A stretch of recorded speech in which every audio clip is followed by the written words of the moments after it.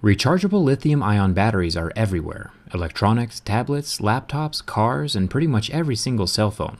And most of the time these lithium batteries are incredibly safe, as long as the lithium failsafes are in place. Failsafes that work. Samsung just voluntarily recalled an estimated 2 million Galaxy Note 7s as a safety precaution, since some of the batteries are exploding inside of the phone. Obviously, random explosions are not a feature that most people look for when purchasing a cell phone. So let's take a look at the Note 7 and assess why it might spontaneously combust.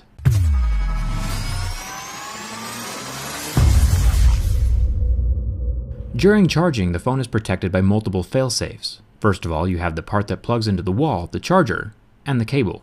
If the charger is faulty or not designed specifically for your phone, it can affect the safety of the battery. It can destroy the battery's protection circuit, which I'll show you in a second. The charging port is also a failsafe. It tries to do its best to protect the phone and the battery from faulty chargers and incorrect electrical flow. But as a last resort, the battery also has its own failsafe built in. Here's where the battery plugs into the motherboard to receive its juice and supply the phone power. Then we have this circuit board, also called the protection circuit, at the top of the battery. This controls the flow of electricity and the temperature of the lithium. All lithium batteries should have a variation of this board. It makes sure that the battery does not overcharge, and it has a thermal fuse of sorts that will blow if the temperature gets too hot, thus protecting the lithium inside from rapid, unplanned, catastrophic disassembly. The body of the battery is typically two layers, the anode and the cathode, which are separated by an electrically conducting fluid. This is oily and smells surprisingly of burnt Skittles. The combination of these elements allow your phone to charge and function as long as the battery protection circuitry is working correctly, and the electricity and the temperature of the lithium are regulated. If it is not regulated correctly during charging, the lithium will react violently. So if we look at one of the exploded phones, we can see which of the failsafes is failing at being safe. The charging port sits here inside of the phone, and there are no burn marks near the port, or where the port connects to the motherboard. But we do see some scorching where the battery sits, not where it plugs into the main board, which would be about here, but it explodes in the center of the battery, around the battery hole in the thick aluminum midframe. So on this particular exploded Note 7, all of the connections are good, just the battery itself isn't behaving. Tesla cars are also powered by lithium batteries.